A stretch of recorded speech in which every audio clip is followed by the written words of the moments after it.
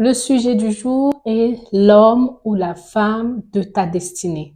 Le sujet est un peu plus sérieux. Je me suis mariée depuis bientôt 5 ans à l'homme de ma destinée. Suis-je légitime ou pas de vous dire comment reconnaître l'homme de sa destinée? À toi de voir. En attendant, je te partage comment j'ai su qu'il était l'homme fait pour moi.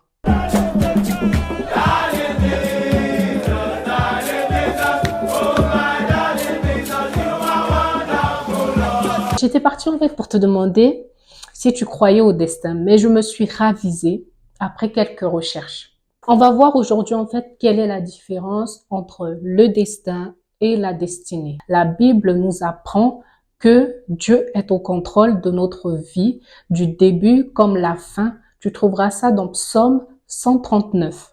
Dieu nous a laissé le libre arbitre entre le bien et le mal, ce qui est le contraire du destin où tu dois subir certaines choses, qu'elles soient mauvaises ou bonnes. Notre destinée est, en fin de compte, une destination, celle qui nous mène vers le but de notre existence, qui est le Seigneur.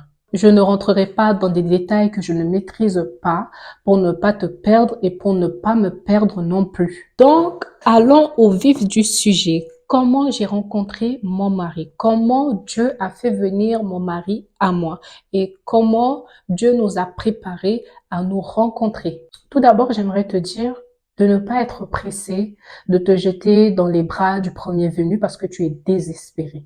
Même si l'âge avance, certes, tu as eu plusieurs fois le cœur brisé, mais ne désespère pas, car Dieu a réservé quelqu'un pour toi quelque part qui est en chemin pour se rapprocher jusqu'à ce que vous vous rencontriez. Et c'est ce que Dieu a fait pour mon mari et moi. Comment on s'est rencontrés et avant qu'on se rencontre, qu'est-ce qui s'est passé dans nos vies?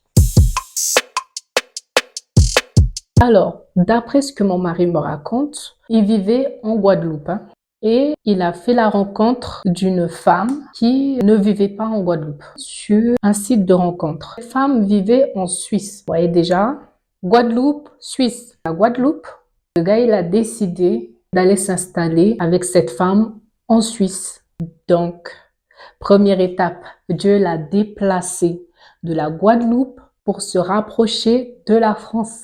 La relation avec cette femme s'est très mal terminée. Donc, ils se sont séparés. Il est resté un petit temps en Suisse. Par la suite, il est venu en France, dans le Nord, chez un de ses cousins. Et c'est de là qu'on a commencé à rentrer en contact. On s'est rencontrés sur un site de rencontre. Pendant que lui, il se déplaçait, j'ai eu des relations qui n'ont pas du tout fonctionné.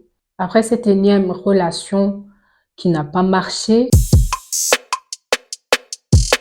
je me suis dit, c'est bon, stop, je vais prendre le temps pour moi, de penser à moi et quand ça sera le moment, Dieu m'enverra quelqu'un. Donc, j'ai pensé à ma stabilité, à rentrer dans une relation d'abord stable avec moi-même. C'est là en fait que j'ai commencé à vraiment chercher Dieu, à prier Dieu, peu importe le domaine en fait. Oups, je voulais la stabilité. Un jour, j'ai appelé ma mère pour lui demander qu'est-ce qu'elle fait aujourd'hui parce que je voulais aller à la prière. L'endroit où elle allait prier, elle avait l'habitude de me demander de venir avec elle. Mais à chaque fois, je refuse. Un jour comme ça, après ma journée de formation, je l'appelle pour lui demander si elle y allait. Et elle m'a dit, même si elle n'avait pas prévu d'y aller ce jour-là, mais elle a accepté parce que j'ai fait cette démarche-là. Donc du coup, je l'ai rejoint, on est parti. J'avais 5 € sur moi et vient le moment où il fallait semer, apporter une offrande et tout ça. Du coup, j'avais ce 5 € là, je n'ai pas hésité du tout. Avant le moment de l'offrande, je priais et je savais ce que je voulais. Donc, je suis allée semer ces 5 € là. Mais je ne m'attendais pas à ce que Dieu réponde aussi vite. Je ne m'attendais pas forcément à grand chose en déposant en fait ce 5 € là. Ça peut être 1 € comme ça peut être 100 €, hein. Mais j'avais 5 €, j'ai déposé ces 5 € là. Je ne sais plus, quelques jours après, je me suis inscrite sur Badoo. C'était exactement que je voulais une relation sérieuse. Même si il y a des gars qui pouvaient venir vers moi soi-disant relation sérieuse, mais je savais faire la différence où il y a quelque chose qui me disait que non, lui, c'est pour te blaguer ou quoi. Et là, il y a un gars qui est venu vers moi. J'ai d'abord regardé ses photos. Sur certaines photos, je le trouvais beau gosse, mais sur certaines photos, bref, ce n'était pas à son avantage, quoi. Mais je ne me suis pas arrêtée là.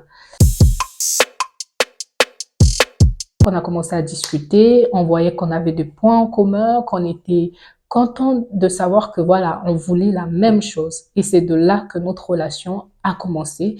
Et moi, je lui ai dit directement que moi, je vais à la prière, que je suis chrétienne. Il a respecté. Ça m'a fait plaisir qu'il le prenne aussi bien. Et au bout de 3 mois de relation, il est descendu s'installer avec moi. On s'est dit tout ce qu'on voulait dès le départ, qu'on voulait du sérieux, qu'on voulait un jour se marier et un jour avoir des enfants. On voulait faire notre chemin ensemble. Donc Dieu l'a pris de Guadeloupe, lui a fait croire qu'il était venu pour une femme en Suisse. Sauf que cette relation n'a pas duré. Donc il l'a fait venir en France dans le nord et par la suite il l'a fait descendre sur Toulouse. Qu'est-ce que je peux dire d'autre? Quand je te disais, ne sois pas pressé pour te jeter dans les bras du premier venu, parce que tu es désespéré. Je te dirais de prendre le temps d'analyser, d'observer. Ces gars qui te promettent 1001 choses là, fais attention à ces gars-là. Fais attention à ces gars-là qui parlent beaucoup pour ne rien dire, surtout. D'ailleurs, c'est ce que j'aime chez mon mari. Il ne parle pas beaucoup, il ne promet pas, il agit. Maintenant, je vais te donner les clés, quelques clés pour reconnaître que c'est l'homme de ta destinée ou la femme de ta destinée. Cette personne sait que c'est avec toi, rien qu'avec toi, qu'elle veut faire son chemin. Pas un bout de chemin, mais un long chemin jusqu'à ce que la mort vous sépare. C'est pour ça, il est important, dès le départ, de dire ce qu'on veut réellement. Ça passe ou ça casse. Ça fait quoi s'il sait que voilà, tu veux te marier? Ça fait quoi s'il sait que tu vas avoir tant d'enfants? Ça fait quoi? S'il n'est pas prêt, il partira. Donc, arrête de croire à ces trucs du genre, c'est au feeling. On verra avec le temps, on verra d'ici quelques mois. Qu'est-ce que ça va être? En fait, tu vas perdre ton temps. Mais si cette personne te rencontre, veut te connaître, faut pas perdre le temps en fait. Mais ne te précipite pas. Dis ce que tu veux, ce que tu vois pour ta vie, ce que tu envisages, tes projets, tu le dis, peut-être pas au premier rendez-vous, mais au deuxième rendez-vous. Si tu veux pas du sérieux, il fallait le dire. Cette personne accepte ton passé et sera un soutien pour toi. Même si tu échoues, cette personne t'encourage dans tes passions. Je parlais du passé et le fait qu'il accepte ton passé, il ne doit pas utiliser ton passé pour te nuire. Cette personne ne sera pas seulement là pour te soutirer quelque chose, mais contribuera à ton bonheur. Quand cette personne rentre dans ta vie, tu seras soulagé, tu te sentiras bien en sa présence. Tu commences en fait à te poser la question, mais comment je vivais avant sans cette personne? Cette personne doit embrasser ta culture, doit aimer ta culture. Parce que si la personne n'aime pas ta culture, passe son temps à critiquer, c'est déjà un début de conflit. Soit tu vas devoir faire des compromis. Bon, j'aime pas comment ça fonctionne chez vous. Par exemple, chez moi je suis centrafricaine. Avant de nous marier, il y a la dot. Il y a plusieurs étapes de mariage. S'il n'embrassait pas ma culture, s'il n'aimait pas ma culture, ça jamais il ne l'aurait accepté. Cette personne n'est pas un poids pour toi. Et si c'est le cas, si cette personne devient un poids pour toi, fuis, fuis, fuis, fuis. Reste pas là, fuis. Cette personne est attachée à ta foi. Avoir la même foi dans un couple, ça évite tellement de conflits. C'est primordial que mon mari soit chrétien. Et qu'on ait la même manière de penser, etc. Et surtout par rapport aux enfants, qu'on allait avoir. Avant de vous marier, guérissez de vos blessures intérieures, des blessures de vos relations passées. C'est important. Faut surtout pas amener ça dans le mariage. Vous avez le temps dans les fiançailles, ou même avant les fiançailles, de pouvoir guérir de cela. Si vous avez besoin d'aide, demandez à quelqu'un qui peut vous aider. Priez, passez du temps dans la prière pour que Dieu vous guérisse. Sachez que on est tous imparfaits. Donc, ne cherchez pas à ce que l'autre soit parfait. Apprenez à accepter les défauts de l'autre. Il y a certains défauts qui ne changeront pas. Même jusqu'à la mort, ces défauts-là seront toujours là. Quand on rentre dans un mariage, c'est nous qui devons apporter quelque chose. Là, c'est pas l'affaire de moi, je. Là, c'est toi qui dois apporter quelque chose dans ce mariage. Qu'est-ce que tu peux faire pour ce monsieur? Ne cherche pas à savoir qu'est-ce que lui, il pourra m'apporter, tu vois.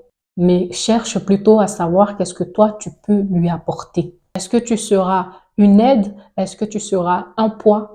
Comment tu pourras le soulager? Comment tu pourras être une bonne épouse? Et lui, de son côté, comment je peux la rendre heureuse? Votre mariage ne doit pas être un terrain conflictuel. Par exemple, mon mari est content et pressé de rentrer chez lui après le boulot.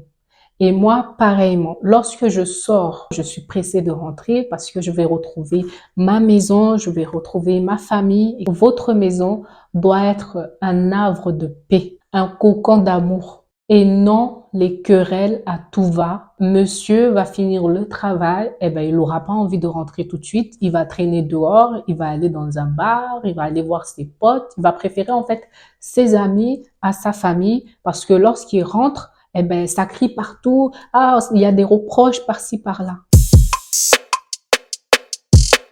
Je vous ai raconté comment j'ai rencontré mon mari et comment j'ai pu attirer mon mari, comment Dieu l'a transporté jusqu'à moi. Est-ce que tu y crois, toi?